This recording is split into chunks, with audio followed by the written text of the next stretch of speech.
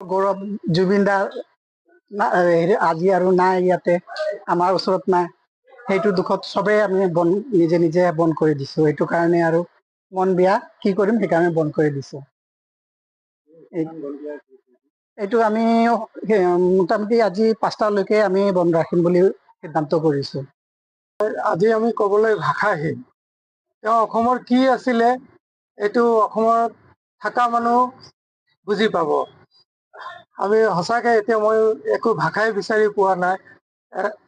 এজনে সত্তা আছিলে, এটা প্ৰতিষ্ঠান আছিলে, অসমত জাতীয় জীৱনৰ চিনাকি আছিলে। আৰু এইটো ক্ষতি, তেওঁৰ যিটো বিয়োগত যিটো ক্ষতি হ'ল, অপূৰণীয় ক্ষতি হ'ল, এইটো কেতিয়াও পুৰাব নোৱাৰা ক্ষতি, এইটোৱে ভাবো। এনেধৰণৰ ৰত্ন আমি বিচাৰি পাম জানো আৰু? নাই, কেতিয়াও নহয়, জুবিন কেতিয়াও নহয় আৰু।